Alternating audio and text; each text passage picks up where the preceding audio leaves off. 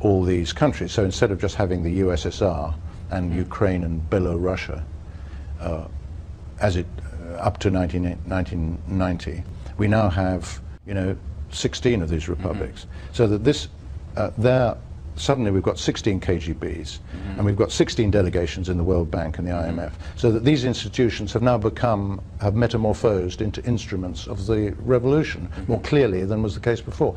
That is one reason why they are provisionally they were given this curious independence. But another very important reason is that with the apparent independence of these countries, they opened up scope for independent military action, so that the repression which subsequently took place in Georgia, Tajikistan, Moldova, and in Abkhazia could take place. The minorities could be suppressed, and Russia could be whiter than white. Do you see what I mean? Yes. In other words, the repression was carried out by apparent non-communists. Was delegated. Yes, right. And it was actually in the case of Georgia where the most severe repression has been taking place, supervised by Shevardnadze, who the West thought was a Christian. Was not only a Christian, but baptized a Christian, but the architect of the end of the Cold War. Yes. He's known as Stalin II in Georgia. Yes. All right, in the early 1980s, Abraham Shifrin of Israel, an expert on Soviet concentration camps, published a guidebook to these camps listing over 1,700 concentration camp sites in the Soviet Union with millions of prisoners. Are we to believe that all of these suddenly vanished in about 1989? Are we to believe that these people suddenly, all of a sudden, set aside their ideology and suddenly started talking normally? Or the some 60 million members of the Communist Party of the Soviet Union, did they all stop being members of it instantly at the same time? Golitsyn makes it quite clear in his new book, The Perestroika Deception, that the power structures depend on the continued adherence to revolutionary objectives of the Komsomol. There are over 50 million members of Komsomol. They work closely with the structures. And so he says somewhere in the book, he says, scratch any of these so-called sudden instant Democrats, and you will find underneath them a Komsomol or a secret party member. So that all these people you see on the television screen in Moscow, they are all, without exception, secret party or Komsomol members.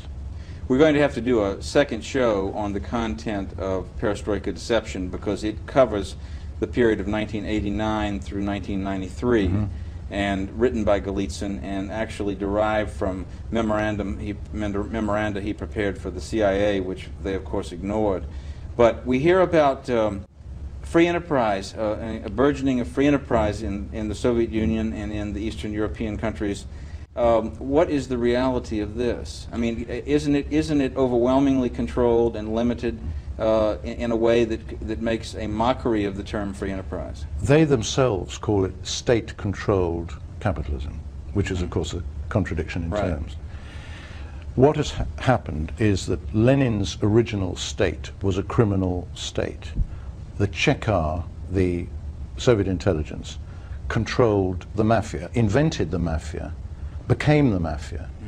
So that this apparent outbreak of free enterprise we see is in fact controlled by the KGB. And this outbreak of Soviet criminality is controlled, and it's being exported on a global scale. Why is it being exported? In order to, it's one of the themes that they are developing to create problems which need global solutions, so that there's a world crime epidemic, terrorist epidemic.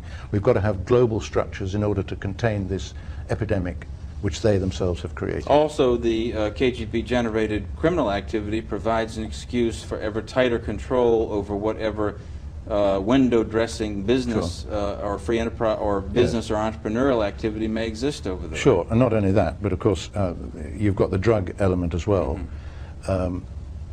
Since the 1950s, Soviet military intelligence, GRU, has been in control of drug networks all over the world.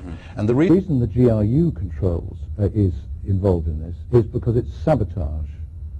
You know, the narcotics operation is sabotage, Other elements are controlled by the KGB. Christopher, we're going to have to continue in our second part of this Sure. interview. I want to thank you for being with us today.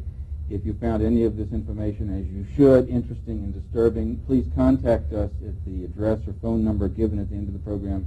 We'll be happy to send you full documentation on any subject that we've discussed that may interest you. This is Bill McElhaney for the McElhaney Report, thanking you so much for joining us.